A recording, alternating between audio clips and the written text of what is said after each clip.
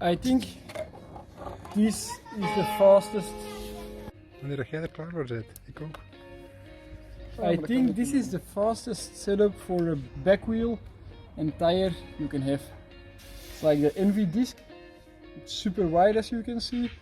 It's as wide as a tire. Super aerodynamic.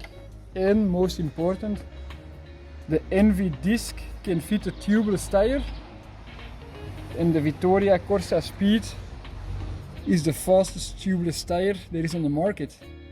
Not so many disc wheels can fit a tubeless tire because it's super hard to make, because when you put high pressure on the tubeless tire, the rim of the wheel is pushed outside, and it's really hard to develop a disc wheel that's able to hold this pressure.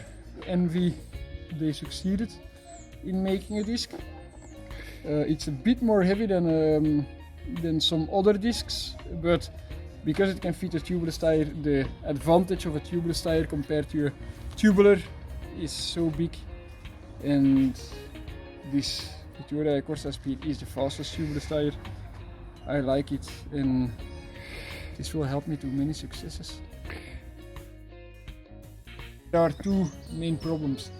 When you get a puncture with a tubeless tire, it's super dangerous to ride on, and when there's a corner coming up, you will crash. It's the same like riding with a clincher tire. When you puncture, it's dangerous to ride. When you have a tubular that's glued on the rim, when you have a puncture, you can easily keep on riding for a few kilometers. So that's one problem. The other problem is for climbing races, that tubeless adds a bit of weight.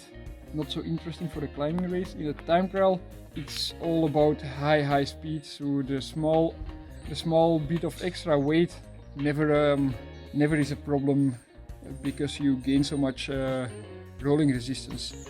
So weight is important in a time trial, but not so important, of course.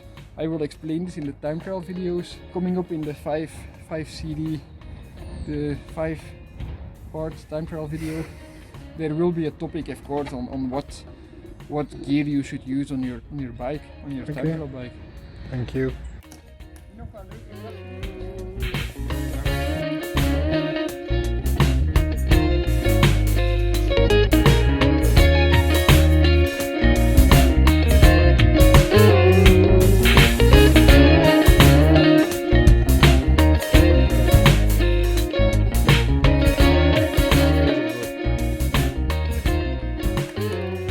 When I did the bike check of my SLR 01, there were some questions about my Selle Italia SLR boost. This year, suddenly I got another saddle, another seat, this one. And I asked the mechanics, why do I have this one? And they said, this is the boost, this is the improvement of the old SLR. So this is an old SLR, it's a super flow. I tested it, I prefer no hole, it's just personal.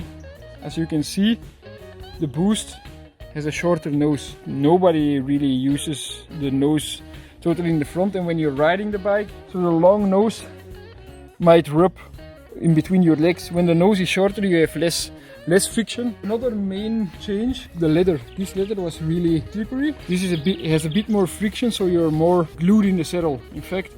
And also the main problem with the SLR seat used to be that it's very soft, and after a few months of riding the seat, you should level the seat a bit up. The seat was a bit like this. This seat is a lot more rigid, and it's a lot more durable, real stiff. You will not have the same problem as we used to have with the Selle Italia SLR. So in fact, it's the same saddle, only improvements.